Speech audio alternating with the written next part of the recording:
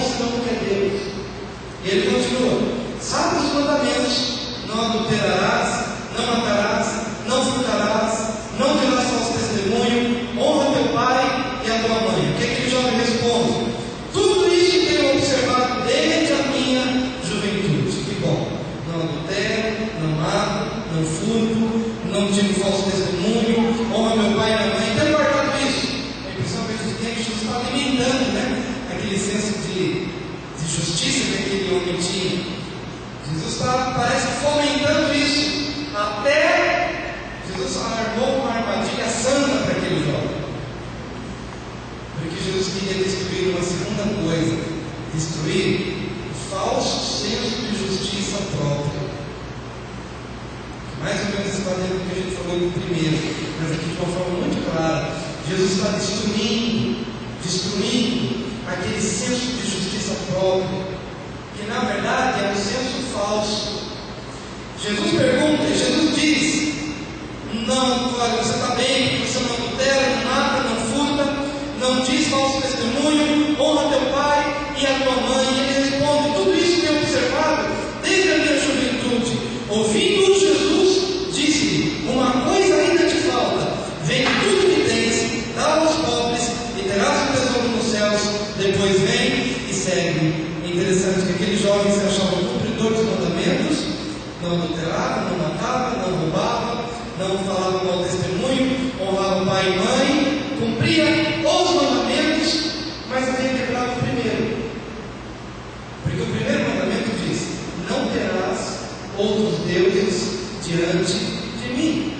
Só faltou Jesus perguntar: escuta, você guarda o primeiro mandamento? Não terás outros deuses diante de mim? Você guarda isso? Jesus não perguntou. Por quê? Porque talvez essa pergunta fosse meio subjetiva, e Jesus queria ser objetivo, e queria ser direto no ponto. Jesus quis mostrar para aquele jovem que ele não era tão bom quanto pensava ser, e que ele não era tão cumpridor dos mandamentos como ele se achava. Então quando ele diz: vai, vende tudo que você tem, dá aos pobres, depois vem e me segue, em outras palavras ele estava perguntando: você guarda o primeiro mandamento? Não terás outros deuses diante de mim? A atitude do jovem revelou que aquele primeiro mandamento já tinha sido quebrado há muito tempo.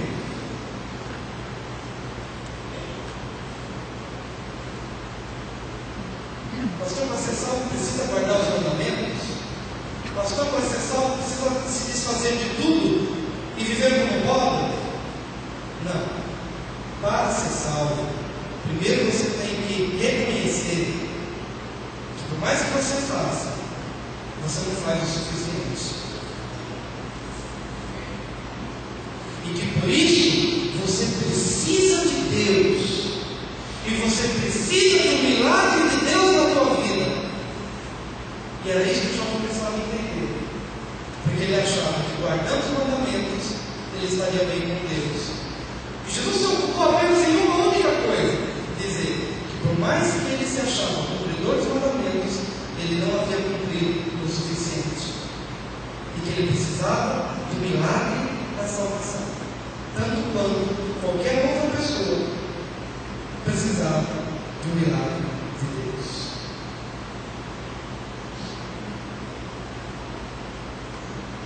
Amém? Amém. O que será que faz quando a gente se sinta, quando se desenvolve em nós o senso de justiça própria? Talvez o dízimo que a gente dá, talvez a oferta que a gente apresenta, talvez o fato de não fazer ou não praticar alguma coisa necessariamente má. Mas Tiago nos diz, queridos, que aquele que sabe fazer o bem e não faz, ele já cometeu pecado. Não é verdade? Então o que ele quer com isso? Que nós nos sintamos pesados? Não, mas é que a gente reconheça que a gente precisa de um milagre de Deus na nossa vida, todos os dias. É isso que Deus quer que você tenha, que você sinta, que você abra o seu coração para Deus de tal maneira que se abra para o milagre que Ele disse que Ele ia fazer. E aí, quando eu descubro que eu preciso desse milagre de Deus, não será a guarda dos mandamentos, ou a oferta que eu dou, ou a minha viagem missionária, que vai fazer com que eu me sinta com a consciência limpa. O que limpa a minha consciência é o sangue de Jesus. Diga para o seu vizinho: o que limpa a sua consciência é o sangue de Jesus.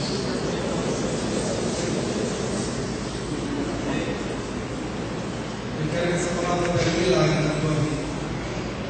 O que limpa a tua consciência é o sangue de Jesus.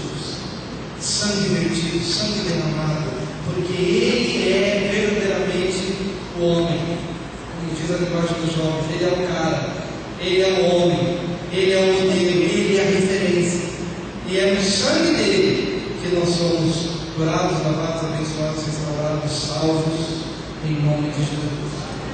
Amém, queridos? Vamos destruir a referência errada, destruir o falso senso de justiça própria. Versículo 22, Jesus continua dizendo: ouvindo Jesus disse, uma coisa ainda te falta, vende tudo que tens, dá-o aos pobres e terás um tesouro nos céus, depois vem e segue-me. Qual era o reino que aquele homem conhecia? O reino terreno. O que Jesus precisava destruir na vida daquele homem era a limitação. Jesus precisava destruir os limites do reino terreno.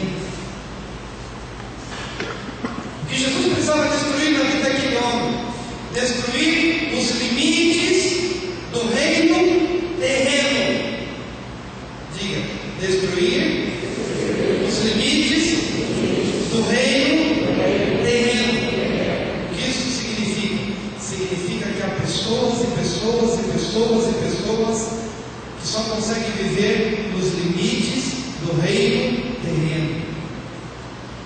Em outras palavras, só pensam nesta vida, só constroem para esta vida, só poupam para esta vida, só armazenam para esta vida, só ajuntam para esta vida, só falam desta vida, só vivem nos limites do reino terreno. Os seus sonhos estão voltados para o reino terreno. Basta você ver quais são as coisas que talvez mais ocupem o teu coração.